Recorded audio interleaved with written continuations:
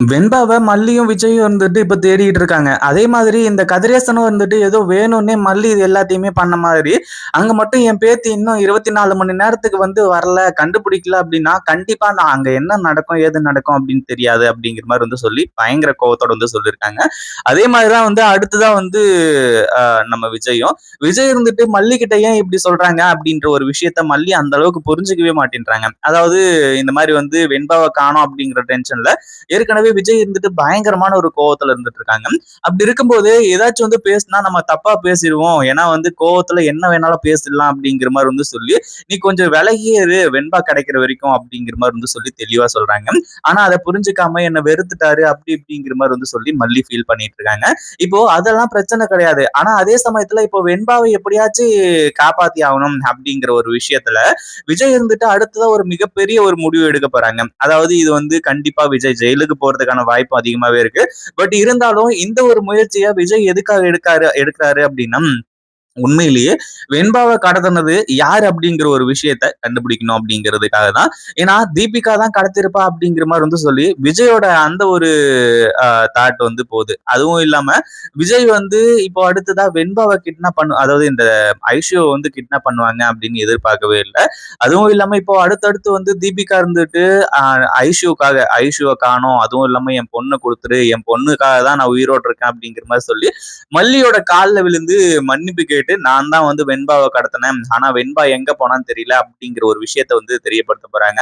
அந்த ஒரு விஷயத்த செய்யறதுக்காக தான், அதாவது அதை கண்டுபிடிக்கணும், அதுவும் இல்லாம தீபிகாவோட கஸ்டடியில தான் வந்து வெண்பா இருக்கா அப்படிங்கிற மாதிரி நினைச்சுதான் இந்த ஒரு விஷயத்த விஜய் செஞ்சாரு. ஆனா கடைசியில அவருக்கே மிகப்பெரிய ஒரு ஆபத்தா இருக்க போகுது அப்படின்னே சொல்லலாம். அதாவது இப்ப என்ன ஆச்சு அப்படின்னா ஒரு பக்கம் வந்து விஜய் இருந்துட்டு ரொம்ப யோசிக்கிறாரு. அதுவும் இல்லாம போலீஸ் கிட்ட இருந்தும் எந்த ஒரு இன்ஃபர்மேஷனும் வரல. ஆனா இது எல்லாத்துக்குமே மூல காரணம் என்ன? அதாவது ஆல்ரெடி விஜய் ரொம்ப பயந்தாரு. வெண்பாவுக்கு எதனா ஆயிடும், வெண்பாவ வந்து இங்கிருந்து அனுப்பக்கூடாது அப்படிங்கிற மாரி வந்து சொல்லி, அதுக்காக தான் வந்து மல்லி கிட்ட இந்த மாரி எங்கேயுமே கூட்டிட்டு போ வேணாம், அந்த ரன்னிங் ரேஸும் வேணாம், ஒண்ணும் வேணாம் அப்படிங்கிற மாரி வந்து சொல்லியிருந்தாங்க.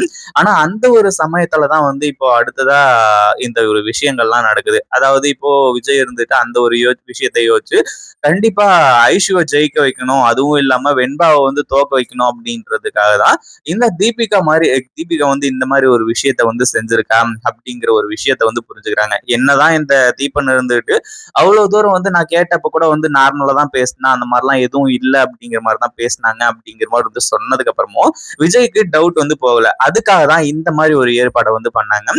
அதாவது ஐஷு வந்து கிட்னாப் பண்ணணும் அப்படிங்கிறதுக்காக. அதாவது இவங்க இந்த ஐஷு அடுத்ததா வந்து தீபிகா மேடம் இவங்க எல்லாரையுமே வந்து கூட்டிட்டு தீபன் வந்து போயிட்டு இருக்கும்போது கார் ரிப்பேர் ஆயிடுது. சென்ற வழியில் நிற்கும் போது அதுக்கப்புறம் அந்த கார் ரெடி பண்ணிட்டு வந்து பார்த்தா அங்க வந்து ஐஷு வந்து காணோம். அதை பார்த்த உடனே வந்து ரெண்டு பேரும் தேடுறாங்க. அதாவது எப்படி வெண்பாவும் அதாவது மல்லி எல்லாம் வந்து தேடினாங்களோ அந்த மாதிரி வந்து ஐஷுவை வந்து தேடுறாங்க. எல்லா இடத்துலயும் வந்து போட்டோ காட்டி. ஆனா எங்கேயுமே வந்து யாருக்குமே எதுவுமே தெரியல அப்படிங்கிற மாதிரி வந்து சொல்லிடுறாங்க. அதே மாதிரி இப்போ இந்த தீபிகா ரொம்ப அழுதுகிட்டு இருக்காங்க. ஏன்னா தன் பொண்ணு மேல வந்து உயிரையே வச்சுக்கிட்டு இருந்தாங்க.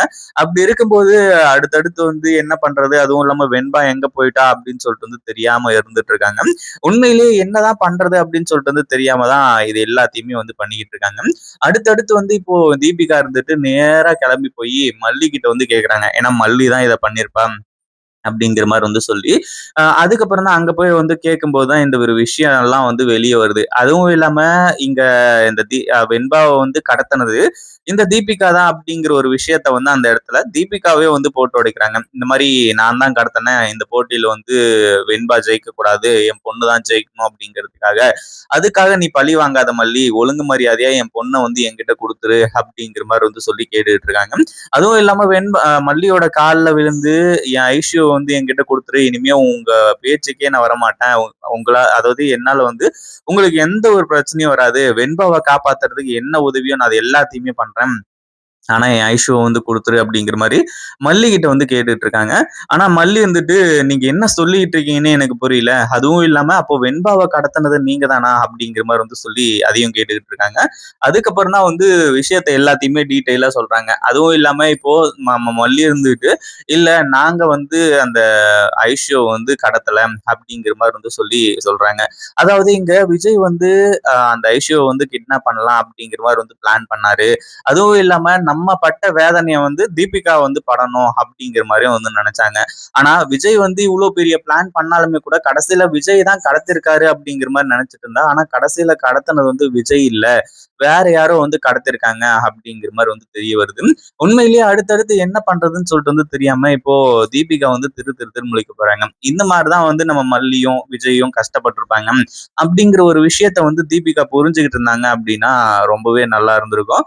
அதே மாதிரி இப்போ நம்ம தீபனும் இருந்துகிட்டு ஐஷுவை வந்து காணோம் அப்படிங்கிற மாதிரி வந்து சொல்லி ரொம்ப வந்து ஃபீல் பண்ண ஆரம்பிச்சாங்க. அடுத்ததா வந்து ஐஷு வந்து எப்படி காப்பாத்துறது, எங்க யாரு கடத்திருக்காங்கன்னு சொல்லிட்டு வந்து தெரியலையே அப்படிங்கிற மாதிரி வந்து சொல்லி, அதே சமயத்துல இப்போ மல்லி இருந்துகிட்டு என்ன ஆனாலும் சரி, என்னோட உயிரே போனாலும் கூட சரி, வெண்பாவை நான் காப்பாத்தாம விட மாட்டேன், நான் எந்த எல்லைக்கும் போறதுக்கு தயாரா இருக்கேன், வெண்பாவை கடத்தினவங்க மட்டும் என் கையில கிடைச்சாங்க அப்படின்னா நான் என்ன பண்ணுவேன்னு எனக்கே தெரியாது அப்படிங்கிற மாதிரி வந்து சொல்லி பயங்கரமான கோபத்துல இருக்காங்க.